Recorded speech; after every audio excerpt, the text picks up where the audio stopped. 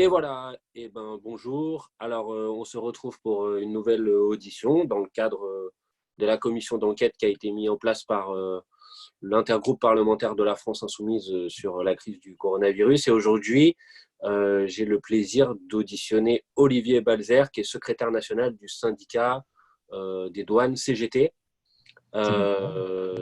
Et on sait qu'il y a un certain nombre de sujets qui sont aujourd'hui un peu au cœur de l'actualité, sur notamment la nécessité d'importer un certain nombre de produits, que ce soit des médicaments ou du matériel médical. Et bah, à chaque fois qu'on importe quelque chose dans notre pays, bah, ça passe par des gens, c'est des douaniers, et Olivier est secrétaire national du syndicat de ces douaniers. Donc son expertise et son savoir-faire et le savoir-faire des douaniers, les recommandations qu'ils ont dans la crise nous ont paru intéressants. C'est pour ça qu'on a voulu les auditionner. Alors bonjour Olivier, je te laisse peut-être te présenter et éventuellement ouvrir la discussion en nous disant du point de vue aujourd'hui des douaniers, un peu quels sont les éléments que vous voulez souligner dans la gestion de la crise, ce qui est fait, ce qui n'est pas fait, ce qu'il faudrait faire, etc. Bonjour Manuel, c'est donc Olivier, donc secrétaire national du syndicat des douanes CGT. Donc en tant qu'agent de la fonction publique, déjà en tant que fonctionnaire, on peut dénoncer la non préparation de toutes les directions, quels que soient les ministères, de cette crise sanitaire. On a actuellement beaucoup de collègues, quel que soit le métier, les services publics sont beaucoup mis en avant, quoi. Mais bon, on n'a pas envisagé des mesures de protection nécessaires pour ces salariés. Et pour les douaniers, c'est pareil. On dénonce depuis 15 jours un manque d'anticipation de notre direction. On laisse des collègues sur la route vérifier, faire leur métier, donc de contrôle des marchandises ou de contrôle de lutte contre la fraude pour les stupéfiants, le trafic d'armes et tout, sans protection aucune. Et donc, c'est ce qu'on dénonce depuis le début. Donc, nos collègues sont très inquiets. Après, nous, en tant que syndicat de l'ONCGD, on se dit que l'outil douanier, actuellement, il a toute sa force, puisqu'on s'aperçoit que cette crise a fait ressurgir une politique qui a, depuis des années, miné une industrie locale et délocalisé les productions. Et on s'aperçoit que sur des produits nécessaires comme des masques, ou des médicaments. Aujourd'hui, la France n'a pas de réserve stratégique. Elle ne peut pas se retourner sur son industrie. On voit aujourd'hui le président Macron faire un show de communication dans quelques entreprises de fabrication de masques FFP2, qui sont normalement les masques les plus protecteurs pour les salariés et pour les salariés hospitaliers, dans trois entreprises qui ont été laminées depuis des années, puisque à l'époque du président Hollande, on avait décidé de ne plus faire de réserve stratégique. Donc, on est dépendant de l'extérieur du pays, de l'extérieur de l'Union européenne, parce que toute l'Union européenne est dépendante de cette politique où on a délocalisé nos produits stratégiques. Et aujourd'hui, ce qu'on voit, c'est qu'il y a une grosse communication qui est faite depuis 2-3 jours par le président de la République et par le gouvernement et par ses amis du CAC 40 sur le fait que les masques, des gens comme Airbus ou LVMH en donnent aux hôpitaux. Donc on est dans une espèce de mécénat complètement hallucinant. On se croirait un petit peu à l'époque quand Notre-Dame de Paris avait brûlé, où les grandes fortunes se mobilisaient. Là, elles se mobilisent alors que l'État ne commande rien. C'est-à-dire qu'en fait, on a des chiffres, nous, c'est que depuis décembre, il n'y a eu aucune mesure d'importation de masques en France qui a été faite, aucune mesure d'importation de respirateurs aussi à oxygène, puisqu'on sait qu'il y a des différentes usines qui ont coulé en France, dont une, je ne me rappelle plus le nom, qui actuellement serait utile à la population. Donc, l'État n'a pas commandé aucun masque depuis 3-4 mois, et elle laisse faire des groupes actuellement qui commandent des millions de masques en importation. Donc, ces masques arrivent dans les entreprises. C'est des entreprises qui n'ont pas une utilité sociale première, puisque c'est celle du bâtiment et d'aéronautique, mettons, qui ont des stocks stratégiques de masques énormes, donc qui diffuse depuis quelques jours. C'est pour ça qu'on a sorti le communiqué, il est peut-être sorti un peu tard, mais c'est vrai que depuis le début, on voyait ces importations énormes de masques arriver dans ces entreprises. Et le décret du 23 mars 2020 ne répond pas du tout à la demande des personnels médicaux qui sont sur le terrain actuellement. C'est un peu la chair à canon de cette guerre, justement. C'est qu'on les envoie au front sans mesure de protection. Et Tu peux expliquer ce que c'est le décret du 23 mars, pardon? le décret du 23 mars 2020, il met en place les mesures, les modalités de réquisition de certains produits pour l'état d'urgence sanitaire. Et dans l'article 12, il y a la question des masques FFP2 qui doivent être réquisitionnés pour les personnels médicaux en priorité et pour certains services de l'État comme les pompiers et la police. Voilà. Dans cet article 12, il est dit qu'on ne peut pas réquisitionner à plus de 5 millions. Ça veut dire qu'en fait, on laisse des entreprises se faire des stocks énormes de masques. Et au-delà, on peut réquisitionner ces masques. Nous, ce qu'on demande à la CGT Douane, c'est une mesure de bon sens, en fait. C'est de se dire qu'il y a sûrement des entreprises qui actuellement peuvent être fermées pour un maximum confiné, un maximum de salariés, pour pas qu'ils soient mis eux-mêmes en danger et pour qu'on évite aussi la propagation de ce virus. Donc ça, c'est le cas peut-être du bâtiment et puis de l'aéronautique. Je pense qu'on n'a pas besoin actuellement de construire des avions ou fabriquer des immeubles. Voilà. Et après, dans la mesure où ces entreprises, ces grandes entreprises ont des filières un petit peu partout dans le monde, des filières logistiques et des filières de commande, qu'on utilise ces filières de commande justement pour commander et importer des masques et au-delà de plein de produits de protection pour la santé. Donc, en mettant des quotas en place, en baissant le seuil de 5 millions et donc en réquisitionnant toutes les importations de ces produits-là par le biais de l'outil douanier. C'est-à-dire qu'en fait, on peut très bien mettre des quotas, mettre des ciblages sur les marchandises, essayer aussi fiscalement peut-être de mettre des franchises de droits de douane et de TVA pour ces entreprises, si elles aident aussi à l'effort public, pourquoi pas. Mais en tout cas, il faut arrêter ce scandale où des milliers d'entreprises en France ont des stocks stratégiques de masques et où on voit notre personnel soignant actuellement mis en danger tous les jours avec les conséquences que ça a. Alors, ok. Alors, il y a plein de trucs que tu as dit sur lesquels, si je peux me permettre, je voudrais t'interroger pour préciser des éléments parce que ton introduction a ouvert plein de questionnements. Je les prends dans l'ordre.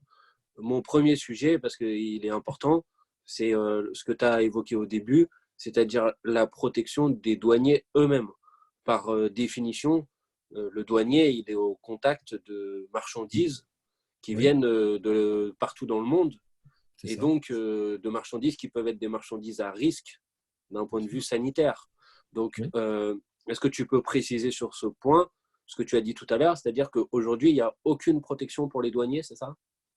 Non, en fait, ce qui se passe, c'est que depuis le départ, notre administration a laissé les collègues aller travailler au fret postal, au fret express pour contrôler les marchandises, ou même dans les aéroports pour contrôler les passagers sans gants et sans masque. Il a fallu l'intervention des syndicats pour que petit à petit, on mette en place des stocks qui existaient depuis la crise du H1N1. Donc, on ressorte ces protections, mais elles ne sont pas suffisantes en fait. Ce qu'on veut, nous, c'est que le présentiel, actuellement, sur 16 000 douaniers, on a 11 000 collègues qui sont en télétravail ou en autorisation d'absence exceptionnelle pour garder les enfants et tout ça, quoi.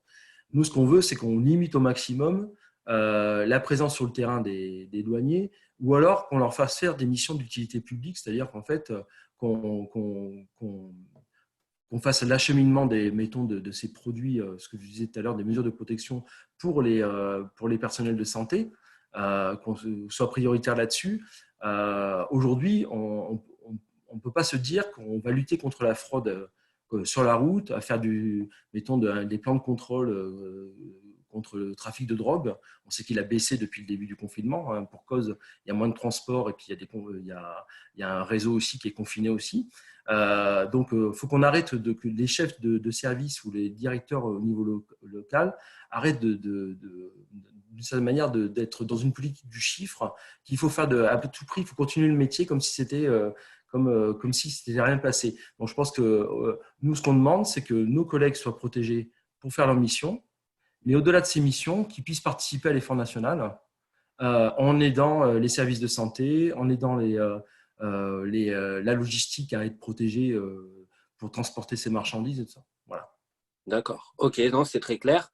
C'est plutôt ce que vous demandez ou ce que vous suggérez, c'est plutôt un effort de concentration pour les douaniers sur les activités essentielles et sur finalement la bataille sanitaire elle-même, et que les activités annexes soient un peu mis au second plan le temps qu'on arrive à combattre ce virus. C'est clair pour moi. Ma deuxième interrogation, elle est peut-être naïve, mais à mon avis, c'est une question que se posent plein de gens. On est confronté à une épidémie, même une pandémie qui est mondiale. On ne maîtrise pas encore tous les éléments scientifiques sur la manière avec laquelle elle se déplace, mais on peut imaginer que, par exemple, quand des conteneurs arrivent d'un endroit et rentrent en France, ou des marchandises, ou bien sûr des personnes, mais ça paraît évident, il puisse y avoir des aspects de contamination aussi. Est-ce que, de ce point de vue-là, est-ce que, en fait, ma question est peut-être naïve, mais est-ce qu'il y a des contrôles sanitaires sur les marchandises, une manière de tester s'il n'y a pas, je sais pas, on nous dit par exemple que sur le métal ou sur le virus peut rester plusieurs jours, ben, il y a des conteneurs qui rentrent qui sont des conteneurs en métal. Bon, est-ce que d'une manière ou d'une autre, on est capable de mettre en place des protocoles sanitaires pour limiter le fait qu'un virus qui peut être sur une marchandise dans un autre pays puisse rentrer en France?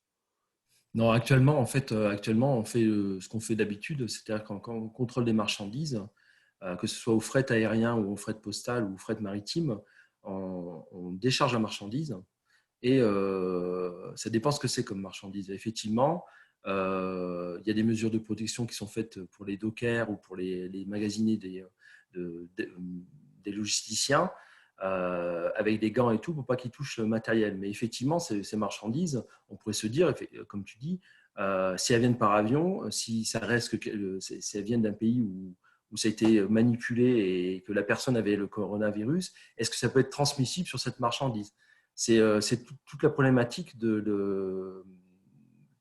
qu'a pas mis en place l'État français. C'est-à-dire que je pense que on ne sait pas trop actuellement comment ce virus se diffuse. On sait qu'il se diffuse par des gouttelettes en parlant avec les personnes, en touchant des poignées de porte et tout ça, quoi. Mais par rapport mettons, à des cartons, à des colis de carton, et nos camarades de la Poste ont le même souci, c'est qu'en fait, il faut vraiment se protéger et protéger le consommateur final, puisque c'est lui qui va réceptionner la marchandise.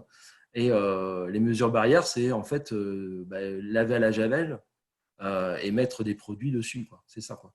Mais il n'y a pas vraiment un protocole sanitaire qui est demandé aux douaniers ou même aux logisticiens, puisque c'est les logisticiens qui réceptionnent la marchandise, pour décontaminer ces marchandises. Actuellement, je n'en ai pas connaissance.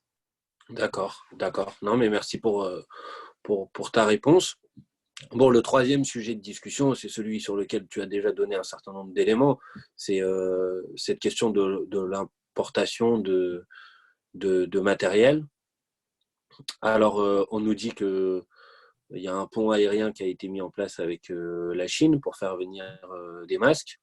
Alors, il y a quelque chose qui m'a interpellé dans ce que tu as dit en introduction. Tu as dit il n'y a eu aucune commande de l'État français depuis le mois de décembre. Alors j'imagine que c'est jusqu'à ce que Olivier Véran fasse les dernières annonces, puisque sur les dernières annonces, il dit qu'il a commandé des masques. Toi, ce que tu dis, c'est qu'en gros, jusqu'au début du mois de mars, pour prendre cette date à peu près, aucune commande n'a été effectuée. Non, effectivement, il n'y a pas dans les chiffres qu'on a d'importation. L'État français lui-même, en tant que l'agence santé publique française, n'a rien commandé. Et ça en fait, il y a eu un enchaînement on le voit, de notes qui ont été faites à la direction générale, où on voyait que certains industriels importaient des masques FFP2 pour leurs salariés et pour faire des stocks. Et par contre, c'est vrai qu'il n'y a pas eu d'acheminement direct. Ce n'est que depuis quelques jours qu'on en parle médiatiquement. Et je trouve qu'il y a un manque d'anticipation terrible. C'est-à-dire qu'en fait, on sait très bien qu'on est dépendant du marché extérieur pour ce genre de choses. On est devant une crise sanitaire où il y a un état d'urgence où on dit aux gens de se confiner chez eux, de perdre leur liberté individuelle parce qu'on ne veut pas engorger les hôpitaux qu'on a détruits depuis des années, le budget des hôpitaux.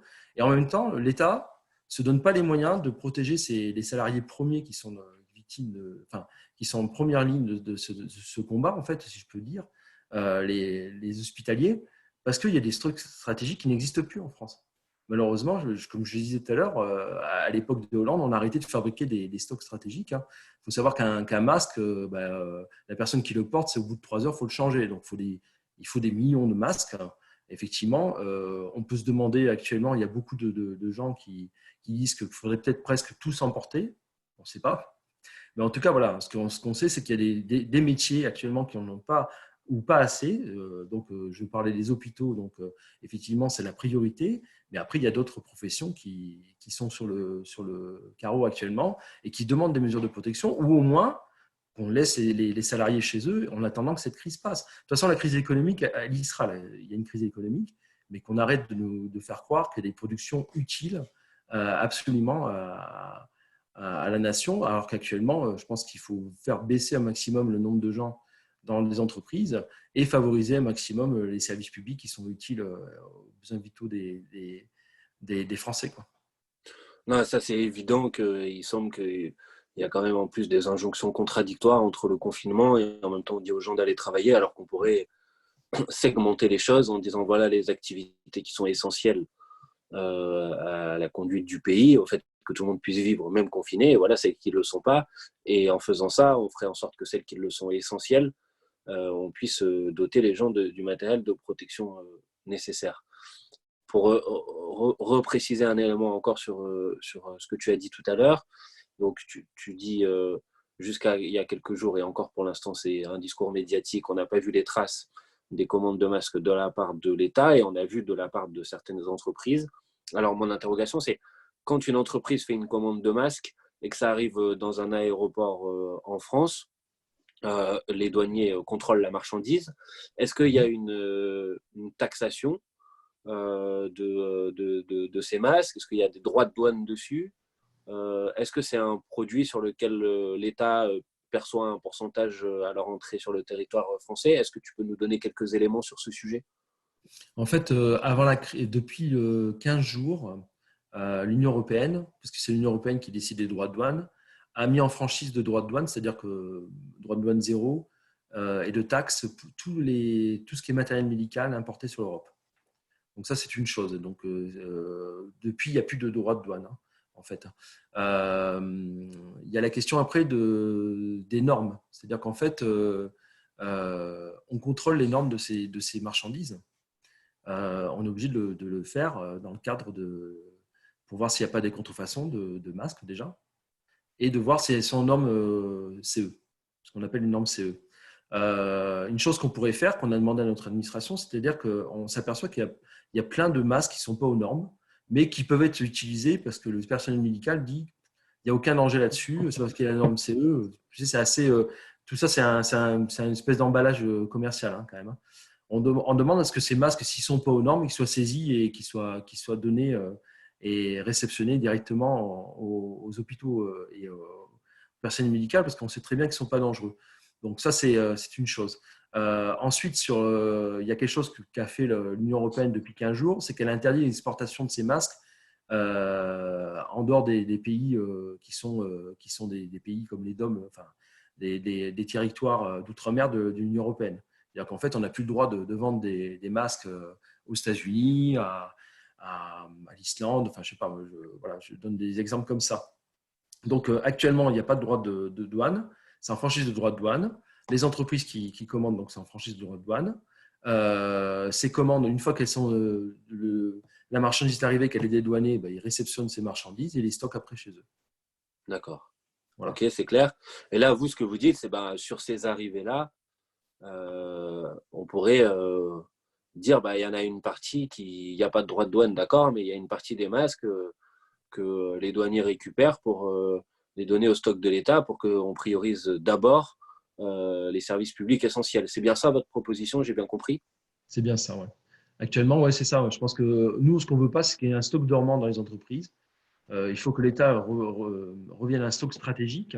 Il faut qu'il refasse des commandes directement, hein, ce qu'il ne fait pas. Voilà. Il faut qu'il arrête de passer par des grandes entreprises pour leur redorer peut-être leur image, je ne sais pas. Enfin, en tout cas, c'est ça qu'on voit. Et ce qu'on voit actuellement, c'est qu'on espère qu'au bout d'une semaine, ce qui se passe depuis 2, 3 jours, c'est cet emballement médiatique. On espère que tous les personnels de santé et tous les personnels du service public qui travaillent tous les jours pour le bien commun des gens puissent être protégés de ce virus. D'accord, ok. Merci beaucoup pour tes éclaircissements. Je ne sais pas s'il y a d'autres éléments que tu veux ajouter de ton côté. Moi, ce que je voulais rajouter, je pense qu'on est dans une situation où on s'aperçoit que on est complètement dépendant de la mondialisation et qu'aujourd'hui, si on ne fait pas des choix inverses à la sortie de cette crise sanitaire, ça risque de nous retomber dessus après. Donc actuellement, on n'a aucune mesure de scientifique, même de savoir quand c'est qu'on va arrêter ce confinement, quand c'est que cette crise sanitaire va passer. Ce qu'on voit, c'est qu'il y a un état d'urgence qui est mis en place. Je pense que la plupart des citoyens français l'ont accepté. On le voit. Mais bon, ça a quand même ses limites. On nous enlève nos droits, liberté publique.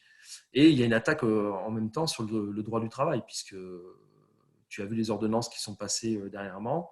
Tous les syndicats sont vent debout par rapport à ces ordonnances. C'est-à-dire qu'en fait, le patronat va pouvoir utiliser ces ordonnances pour faire travailler des gens plus longtemps avec des horaires augmentés, sans les payer en heures supplémentaires.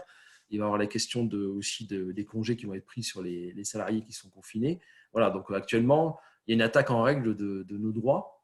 Et je pense c'est facile de faire passer des lois comme ça quand les gens ne peuvent pas manifester. Voilà. Ok, alors mon dernier sujet d'interrogation, parce que là je pense qu'on a bien, bon, il y a peut-être des sujets qu'on aurait pu aborder, mais Oui. on a bien abordé qu'est-ce qui, selon vous, n'est pas fait et qu'on pourrait faire et qui aiderait à gérer la crise. Mais après la crise, il y a l'après-crise. Et bon, la crise qu'on connaît aujourd'hui, elle révèle aussi les faiblesses qui étaient les faiblesses de notre modèle de développement, et notamment les faiblesses d'une forme de mondialisation à outrance ou de l'absence de souveraineté, tu en as parlé, sur les réserves stratégiques pour les masques et l'incapacité, parce qu'on n'a pas protégé notre savoir-faire et nos industries locales. Et donc, c'est aussi cette crise la conséquence d'une absence de politique de protection du tissu industriel. Donc, mon interrogation, c'est si on est d'accord, et je crois qu'on est d'accord de ce que tu as dit sur ce constat-là, alors bien sûr, il va y avoir des réponses et des mesures immédiates, mais ensuite, il y a l'après. Et quels sont les outils douaniers qu'on peut utiliser pour protéger un tissu industriel national? Quelle est votre position, vous, par rapport à ça, par rapport à des formes de protectionnisme, par rapport aux mécanismes d'ajustement? Par exemple, je sais qu'au Parlement et à la Commission européenne sont en cours de réflexion ce qu'on appelle un mécanisme d'ajustement carbone, qui sont une forme de protectionnisme. Voilà, je ne sais pas, on n'aura pas le temps de tout détailler, mais est-ce que tu peux nous donner quelques éléments sur comment vous, à la CGT Douane, vous voyez cet enjeu et comment finalement le métier qui est le vôtre et qui est une fonction essentielle pour la souveraineté de la nation, il peut être mis à disposition d'un défi comme celui-ci, c'est-à-dire de reconstruire un tissu industriel local. Oui, en fait, CGT Douane revendique depuis des années ce qu'on appelle un protectionnisme social et solidaire. C'est-à-dire qu'en fait, on souhaiterait qu'au niveau de l'Union européenne, il se mette en place des barrières douanières. Alors, ça peut être par des taxes douanières sur les marchandises qui ne respectent pas les normes de Kyoto au niveau environnemental et les normes de l'OIT en termes sociaux. On demande aussi la mise en place de droits anti-dumping pour aider des industries justement comme les métallurgies, comme tout ce qui est plasturgie, tout ça, de lutter contre la concurrence effrénée qu'il y a dans le monde. On peut mettre aussi en place des quotas. Donc, on a plein d'outils au niveau européen qui pourraient permettre de relocaliser l'industrie, de privilégier l'industrie européenne et voire nationale par ces outils douaniers. On en a aussi est-ce que les régimes particuliers, ce qu'on appelle les régimes particuliers, c'est les régimes économiques en fait, où depuis 30-40 ans, l'Organisation mondiale des douanes qui a fait baisser les droits de douane d'une manière exponentielle. Il y a 40 ans, c'était à 40% à peu près la moyenne de droits de douane. On est à 3,9% actuellement pour toute marchandise confondue. C'est-à-dire qu'en fait, on fait baisser les droits de douane, on fait baisser aussi le prix des transports. C'est pour ça qu'il y a un grand déménagement du monde qui se fait avec des fois, on voit des factures de transport zéro, quoi, négatif. C'est-à-dire qu'en fait, faire venir une marchandise par container de Chine, ça ne coûte rien quoi, à l'importateur. Voilà, donc tout ça, c'est un coût écologique, un coût social, puisqu'on détruit de l'emploi aussi au niveau national. Et je pense qu'on demande aussi à ce que ces régimes économiques soient revus aussi, quoi. Et ces régimes économiques sont liés aussi aux accords de libre-échange qui sont mis en place, auxquels nous, on n'a pas la main mise dessus. Mais on sait pas que ces accords de libre-échange, ce n'est pas des mesures de protection et de coopération qu'on met en place entre pays. C'est carrément un pillage de certains pays au profit d'autres, quoi. Voilà. Bon, ben, je pense que ça nous donne des bonnes pistes de travail pour préparer l'après-crise. Alors, je voudrais te remercier chaleureusement pour avoir participé à cette audition. Te remercier et remercier vos collègues pour le travail que vous menez au quotidien, parce que je l'ai dit, la fonction de douanier, on n'en parle pas suffisamment souvent, mais c'est une fonction essentielle pour les activités de la nation. Alors, merci beaucoup et on reste à votre disposition si vous avez d'autres éléments à nous donner. Merci Manuel, puis bonne fin de journée à toi.